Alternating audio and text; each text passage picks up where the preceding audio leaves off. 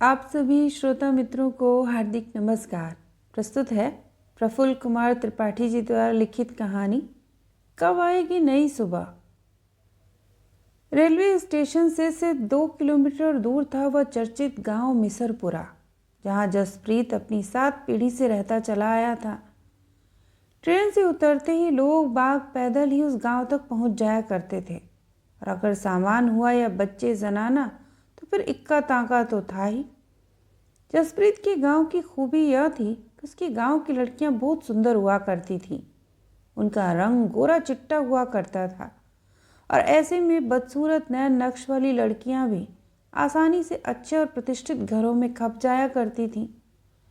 वे बड़े ताव में कहा करती, मिसिरपुरा की लड़कियों को एडजस्ट करना नहीं सिखाया जाता है। वे जहाँ रहती हैं अपनी अलग पहचान बनाकर रहती हैं। एक और खूबी उस गांव की तो बताए ही नहीं, और वह यह कि पीढ़ी दर पीढ़ी उस गांव के लोग रेलवे की सेवा करते आए थे। हुआ यूं कि ख़ानदान में कोई एक रेलवे में घुसा कि उसने दूसरे के लिए जुगाड़ बैठाना शुरू कर दिया। अंग्रेज़ों का ज़माना हुआ करता था, और वे भारतीयों की सेवा शुश्रूषा से कायल हो चले थे। चतुर्थ श्रेणी की ही सही, कम से कम रेलवे की नौकरी उस गांव के लोग पसंद करने लगे थे। मिसरपुरा वालों के युवा लड़के शहर तक पढ़ने क्या जाएं, वहाँ रोज बवाल काटते रहते थे। कभी किसी दुकान से बिना पैसे दिए सामान उठा लाना, तो कभी किसी पेट्रोल पंप पर तेल भरवाने के लिए बवाल काटना। शहर में मारवाड़ियों की अनेक दुकानें थीं, और मारवाड़ी अपना व्यवसाय करें या रोज रोज इस तरह के बवाल, सो उन सबों ने गांव के कुछ दबंग खलिहरों को यह जिम्मा दे डाला कि ऐसे उदंड लड़कों की मनमानी पर रोक लगाई जा सके। खलिहर तो आप जानते ही होंगे, वह आदमी जो एकदम खाली रहकर अपना टाइम पास करता हो। वे बाकायदा उन्हें हर महीने पेमेंट करने लगे। शहर अब कुछ चैन की सांस लेने लगा था, लेकिन एक कहावत है ना, चोर चोरी से जाए छीना जोरी से ना जाए। इसलिए मिसरपुरा भला उसका अपवाद क्यों होता। जसप्रीत बेहद सीधे साधे अपने काम से मतलब रखने वाले इंसान थे, लेकिन उनकी बीवी उनके स्वभाव से एकदम उलट। नाटी कद वाली उनकी बीवी की पढ़ाई लिखाई चूंकि दूसरे प्रांत में हुई थी, इसलिए वे गांव में अपना अलग ही दबदबा बनाना चाहती थी। जसप्रीत की माँ कम ही उम्र में अपने दोनों बेटों को पैदा करने के बाद विधवा हो गई थी, लेकिन उनके दोनों बेटों ने उन्हें भरपूर सम्मान देकर उनका आन बान शान बढ़ा रखा था। जसप्रीत छोटे और मनप्रीत बड़े थे। जसप्रीत से एकदम उलट मनप्रीत थे। मनप्रीत थे तो रेलवे के मुलाजिम, लेकिन वे कभी रेलवे ऑफिस नहीं जाया करते थे। वे भोर होते ही शहर निकल लेते थे और मारवाड़ियों के यहाँ बैठक किया करते थे। लोगों के ऊपर पैसों की वसूली का काम किया करते थे, और फिर दोपहर होते होते देशी शराब की भट्टी पर पहुंच जाया करते थे। दारू झूम कर पीते, और वहीं पर ढेर सारे गुंडे बदमाश मवाली के साथ बैठकर कलयुगी सत्संग भी किया करते थे। उनकी दबंगई से उनका ऑफिस सुपरिटेंडेंट हमेशा उन्हें कार्यमुक्त किए रहता था। हाँ, वेतन वाले दिन मनप्रीत सज धज कर ऑफिस ज़रूर जाते थे। वो तनख्वाह उठाकर मानो रेलवे पर अपना एहसान जताते थे। उनकी पत्नी भी पर्याप्त पढ़ी लिखी ज़रूर थी, लेकिन घर की बड़की पतोह कहलाने के चलते वे अपनी सास की घर गृहस्थी संभालने में ही फंसी रहती थीं। मनप्रीत देर रात में झूमते झामते घर आया करते थे, और उसका काम सिर्फ उनको भोजन करवा कर उनके बिस्तर गर्म करना हुआ करता था। इसीलिए उन्हें हर साल उनके चाहे या अनचाहे कैलेंडर भी छापना पड़ता था। अब तक 4 हो चुके थे, 5वीं संतान पेट में थी। हाँ, तो मिसरपुरा की कहानियाँ शुरू तो होती थीं, लेकिन उनका अंत नहीं होता था। जैसे उमाशंकर बाबू ने अपनी बड़ी बेटी की शादी की बात कानपुर में चलाई ही थी कि उनके पट्टीदार गणेश शंकर ने जाने कहाँ से लड़के वालों को यह गुप्त बात बता डाली कि उमाशंकर को तो उनके ढके वाले अंग में सफ़ेद दाग है। सब कुछ फाइनल हो चुका था, और अब शादी की तारीख निकट आ रही थी कि इतना बड़ा विघ्न उमाशंकर के सामने जा खड़ा हुआ। भोले बाबा के स्थान पर जाकर उन्होंने मनौती मानी कि हे बोले बाबा, गणेशवा के सर्वस्व बर्बाद कर दो। उधर जवानी से प्रौढ़ावस्था पहुंच चुकी बिट्टोइया पूरे गांव में कभी इस लड़के के साथ तो कभी उस लड़के के साथ सिनेमा देखने भाग जाती थी। उमाशंकर दुखी होकर जसप्रीत के पास पहुंचे। जसप्रीत बाबू, कुछ कीजिए, ये गणेशवा हमरा के जिए नहीं देत बा। कुछ हिंदी और कुछ भोजपुरी की कॉकटेल बनाते हुए उमाशंकर ने कहा। ठीक है उमा बाबू, मैं उन्हें समझाऊंगा, लेकिन आप अपनी बिटिया की शादी पर अपना ध्यान कंसंट्रेट कीजिए। जसप्रीत बोले। आप ही मेरी कुछ मदद कीजिए, मैं तो एकदम हताश हो चला हूँ। लगभग गिड़गिड़ाते हुए उमाशंकर बोले। उनकी पीड़ा उनके माथे पर झलक रही थी और ठंड के मौसम में भी उनके माथे का पसीना इस बात की गवाही दे रहा था कि वे किंग कर्तव्य विमूढ़ दशा में हैं।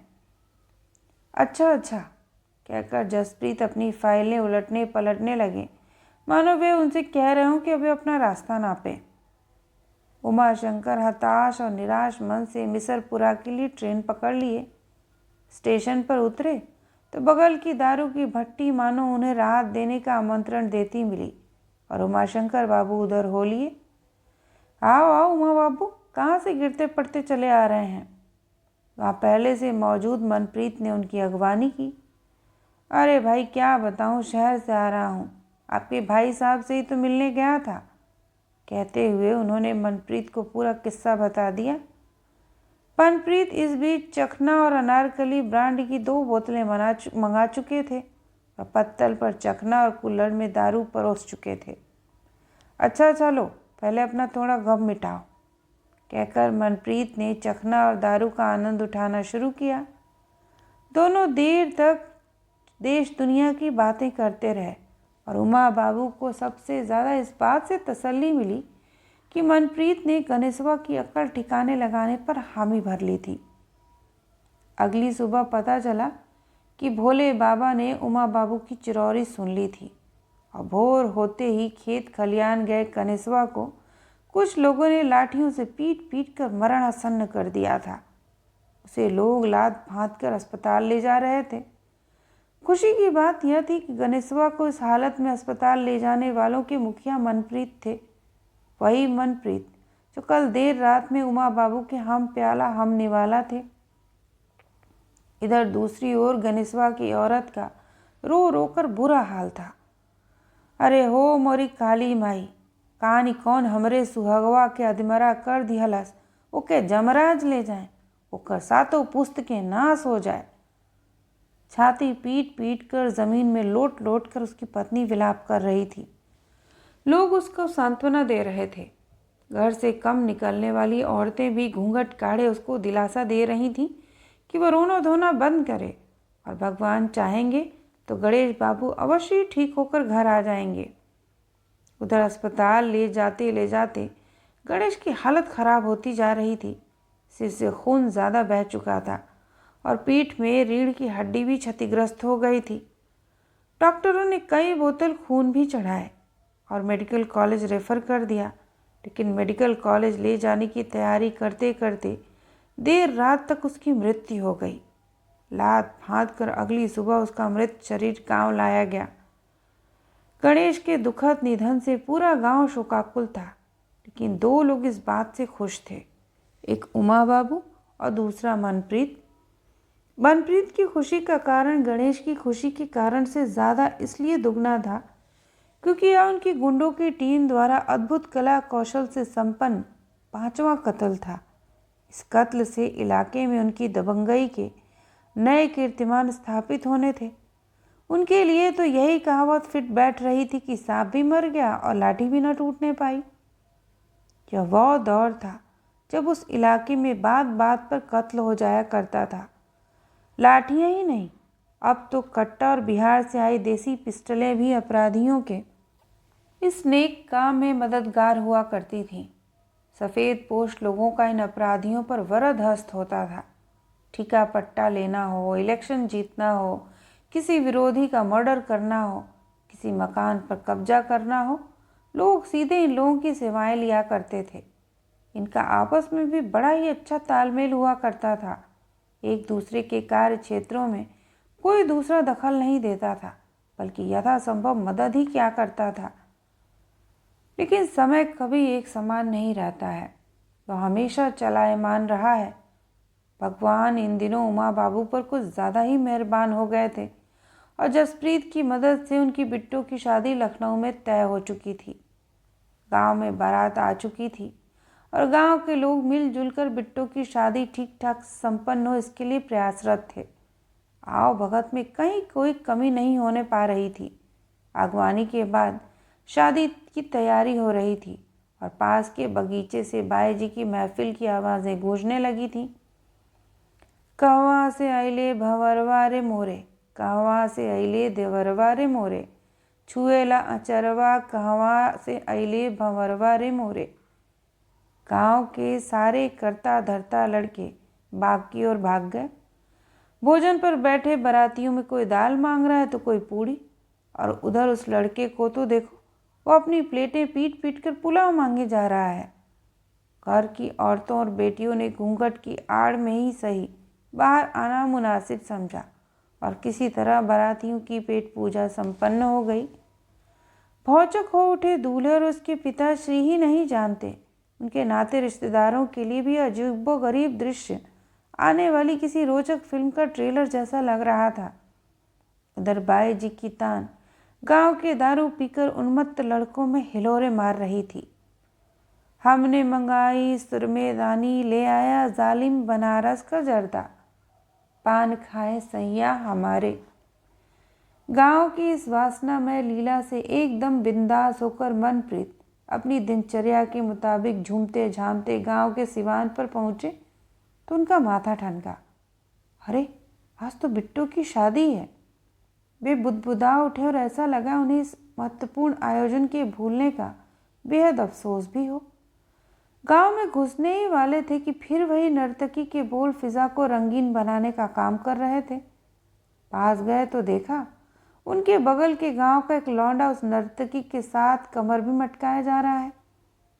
कैसन बराती अइले जिनकर सूप ऐसन कान रे, दोनों काने सुने ही सब बतिया हमार रे, समधी के बहिना गैलिन बीचे बाजार रे, बिचवे में मिल गईले ठाकुर लोहार हो, काट खैलन उनकर सुन्नर गोरहर गोरहर गाल रे, कैसन बराती अइले। अब मनप्रीत का सारा नशा हिरन हो चला। अर्धनग्न नर्तकी को देखकर और उसके साथ बगल के गांव के लौंडों को नाचते देख उनका पारा 7वें आसमान पर चढ़ गया। पहुंचते ही अपने देसी कट्टे से निशाना साध कर पहली गोली उस बगल के गांव वाले लड़के को मारी और दूसरी उस नर्तकी को। उनका निशाना एकदम पक्का था और दोनों वहीं ढेर हो गए। महफिल में भगदड़ और कोहराम मच गया। अब तो गैंग वॉर जैसा माहौल हो गया। बगल के गांव वाले भी लाठी और कट्टे से लैस थे। दोनों ओर से ताबड़तोड़ फायरिंग शुरू हो गई। देखते देखते मनप्रीत सहित 3-4 लोग और वहीं ढेर हो गए। अभागिन बिट्टू आज तक बिन ब्याही अपने दुर्भाग्य को रो रही है। सारा सौंदर्य, सारा गुमान और सारी दबंगई अब जाने किस गलियारे में खो गई है। और अब भी वह गांव शराब, जुआ और रंडीबाजी में ऐसा डूबा हुआ है कि आज उस गांव में पुरुष नाम मात्र के रह गए हैं। विधवा औरतों का विलाप अब भी उधर से गुजरने वाले राहगीरों का रह रहकर दिल चीरता रहता है। बिसिरपुरा का वह गांव अब भी एक नई सुबह की प्रतीक्षा में है, जब चमड़े की चमक की जगह व्यक्तित्व की चमक से वह लोगों का एक बार फिर से आकर्षण का केंद्र बन सकेगा। तो यह थी प्रफुल्ल कुमार त्रिपाठी जी द्वारा लिखित कहानी। सुनने के लिए आप सभी का धन्यवाद।